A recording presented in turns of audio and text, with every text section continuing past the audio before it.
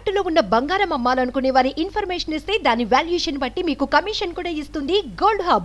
మాజీ ఐటీ శాఖ మంత్రి కేసీఆర్ కుమారుడు బీఆర్ఎస్ పార్టీ వర్కింగ్ ప్రెసిడెంట్. అదే మన చిన్నసార్ అండి కేటీఆర్ గారు. ఆయనకి పార్క్ అయితేలో రూమ్ ఉందంట. ఇదిగో పార్క్ అయితే హోటల్ రూమ్ నెంబర్ 202 అంట. పార్క్ అయితేలో రూమ్ ఉందా అంటే అవునని రాజకీయ వర్గాలు మొత్తం చెప్తూ ఉన్నాయి. కేటీఆర్ అక్కడి నుంచే చాలా వ్యవహారాలు చక్కబెట్టేవాడంట.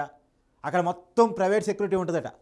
మొత్తం అక్కడి నుంచే భూదందాలు, సెటిల్మెంటు, ట్యాపింగ్ వ్యవహారాలు మొత్తం అక్కడి నుంచే నడిచాయంట. అక్కడి నుంచే ప్రైవేట్ సైన్యం మొత్తం మానిటరింగ్ చేస్తుందట. కేటీఆర్ గారి చీకటి రాజకీయ ఒప్పందాలు, పనులు అన్నీ కూడా ఇక్కడి నుంచి నడిచాయంట వ్యవహారాలన్నీ. మరి ఎలాంటి చీకటి వ్యాపారాలు నడిచాయి అంటే చాలా ఆరోపణలు ఉన్నాయి. అవన్నీ చర్చించడానికి కూడా అవకాశం లేని చాలా చీకటి వ్యాపారాలు ఇక్కడి నుంచి నడిచాయంట. వాస్తవానికి తెలంగాణ సమాజం మొత్తాన్ని తెలుసు 2014 ముందు కేసీఆర్ కుటుంబ ఆర్థిక పరిస్థితి ఏంటి, ఇవాళ అధికారం పోయే నాటికి కేసీఆర్ కుటుంబ ఆర్థిక పరిస్థితి ఏంటి. వాస్తవానికి ఆ రోజు నందినగర్లో ఒక ఇంట్లో రెంట్కు ఉండే పరిస్థితిలో ఉన్నటువంటి కేసీఆర్ కుటుంబం ఇవాళ లక్షల కోట్లకు పడగలెత్తింది అనేటువంటిది తెలంగాణ రాజకీయ వర్గాలు భావిస్తున్నమాట.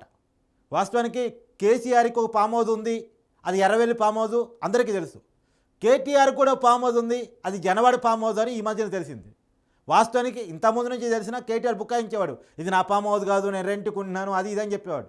కానీ కేటీఆర్ కుమారుడి పేరుతో గూగుల్లో సెర్చ్ చేస్తే వచ్చే ఫామ్ హౌస్ అది. ఎవరైనా చూసుకోవచ్చు, ఇమాన్స్ ఫామ్ హౌస్ అని కొడితే వస్తుంది. సరే, అది దాన్ని కూడా మార్చే ప్రయత్నం చేస్తున్నట్టు రాజకీయంగా వివాదంగా మారుతున్న తర్వాత అక్కడికి అందరూ వచ్చి స్టోరీలు చేస్తున్నారు, మీడియా వాళ్ళు జనాలు చూపిస్తున్నారు, వాస్తవాలు బయటపడితే ఎట్టా అని చెప్పేసి ఏమైనా అనుకున్నారో ఏమో మార్చే ప్రయత్నం చేస్తున్నారట.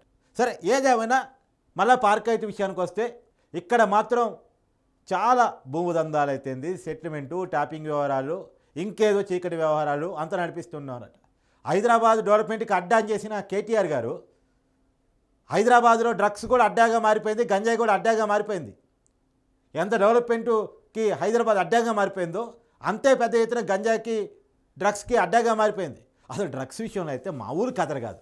ఎంక్వైరీ అంటారు, డ్రగ్స్ సెలబ్రిటీలు కూడా వాడుతున్నారంటారు, సెలబ్రిటీని పిలిచి విచారిస్తూ ఉంటారు. ఇక ఒకరోజైతే సినిమా హీరోలు, హీరోయిన్లు, డైరెక్టర్లు, ప్రొడ్యూసర్లు ఒక్కళ్ళ వెనకాల ఒకరిని విచారణ పిలుస్తూ ఉంటారు. 1-2-3 రోజులు అడవుడు అనమాట.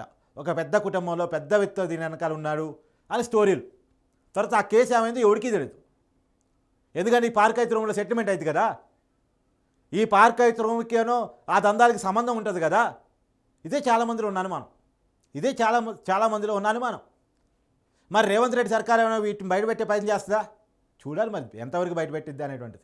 ఇప్పటికే కవిత మీద చాలా ఆరోపణలు వస్తున్నాయి. ఒకనాడు రెంటిల్లో ఉన్నటువంటి కవిత ఎలాంటి ఇల్లు కట్టుకుంది, ఢిల్లీ విక్రయ వ్యాపారంలో ఎలా పాల్గొంది, 2014లో నిజామాబాద్ బీఆర్ఎస్ ఎంపీగా, తర్వాత ఎంపీగా ఓడిపోయిన తర్వాత ఎమ్మెల్సీగా, ఎప్పుడూ ప్రజాప్రతినిధిగా ఉన్నటువంటి ఆ వ్యక్తి ఎలా ఢిల్లీ లిక్కర్ స్కామ్లో ఇరుక్కుంది, జైలుకి పోయింది, తీహార్ జైల్లో గడుపుతూ ఉంది, చూస్తూ ఉంది తెలంగాణ సమాజం.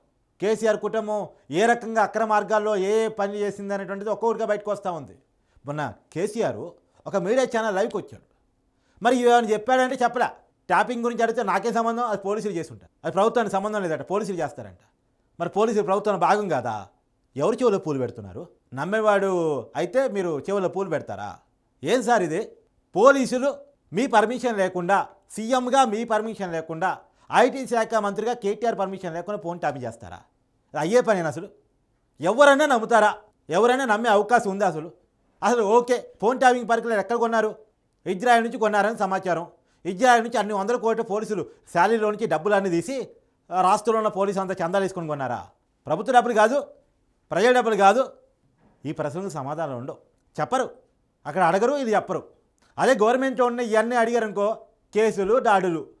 ఇప్పటికి కూడా అంతే, చాలా విషయాలను చర్చిస్తామనుకోండి నోటీసులు. వీళ్ళు ప్రజలకు సమాధానం చెప్పాల్సిన పొజిషన్లో ఉండి సమాధానం దాటేసి బుకాయించేసి నోటీసులు పంపించేసి బెదిరించేసి ఏం సాధిద్దాం అనుకుంటున్నారో ఏమో తెలియదు. ఏదేమైనా ఈ పార్క్ అయితే రూమ్ చుట్టూ చాలా కథలు వినిపిస్తున్నాయి. నేను చెప్తున్నా కదా, కెమెరా ముందు చెప్పడానికి కూడా ఇబ్బంది పడే కథనాలు చాలా వినిపిస్తున్నాయి. కానీ దీంట్లో ఉన్న వాస్తవాలు ఏంటి అనేటువంటిది మాత్రం ఒకప్పుడు ఏంటంటే జనవరి ఫామ్ హౌస్ మీద రేవంత్ రెడ్డి డ్రోన్లు ఎగరేసి మరి వాస్తవాలు ప్రజలకు ఏదో చూపిస్తానని చెప్పేసి ప్రయత్నం చేశాడు ఆ రోజు ప్రతిపక్షంలో ఉన్నాగా. సరే, ఆ రోజు ప్రతిపక్షంలో ఉన్నాడు, అది ఎగరేసి కేసులో బుక్ అయ్యాడు, జైలుకు కూడా పోయి వచ్చాడు. కానీ ఇలా ముఖ్యమంత్రిగా ఉన్నాడు. మరి ఏంటి ఆ చీకటి వ్యవహారాలు, చీకటి దందాలు, ఆ చీకటి వ్యాపారాలు, ఇక్కడ ఏం జరిగింది ఏంటి అనేది మరి ప్రజలకు చెప్పాలి కదా. ఇప్పుడు బాధ్యత ఉంది కదా ముఖ్యమంత్రిగా. ఆ రోజు ఆరోపణ చేశాడు అపోజిషన్ లీడర్ కాబట్టి ఆరోపణ మాత్రమే చేయగలడు. ఇప్పుడు మనం మాత్రం ఏం చేయగలం? అనుమానాలు చెప్పగలం, ఆరోపణలు చేయగలం.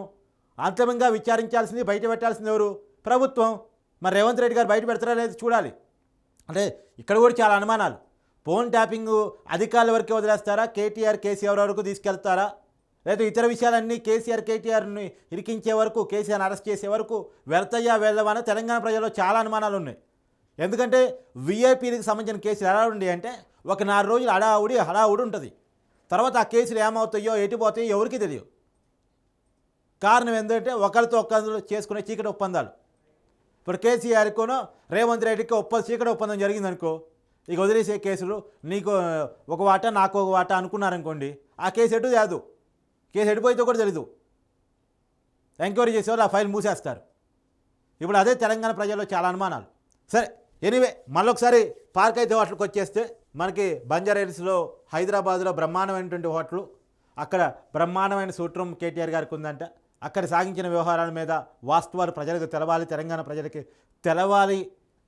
ప్రైవేటు విషయాలు కాకపోయినా ఆయన ఐటీ శాఖ మంత్రిగా కీలకమైన పొజిషన్స్లో పార్టీ వర్కింగ్ ప్రెసిడెంట్గా ఉన్నాడు కాబట్టి అక్కడ తెలంగాణ ప్రజలకు సంబంధించిన అనేక విషయాల మానిటరింగ్ జరిగిందన్నట్టు ఒక అనుమానం ఉంది కాబట్టి ప్రజాధనానికి సంబంధించిన అనేక విషయాల మీద అక్కడ ఏదో డీల్స్ జరిగాయి అన్నట్టు ఒక అనుమానం ఉంది కాబట్టి వాటి విషయాలు తేల్చాలని చెప్పేసి తెలంగాణ వాదులైతే ఏంది, ఉద్యమకారులు అయితే డిమాండ్ చేస్తూ ఉన్నారు.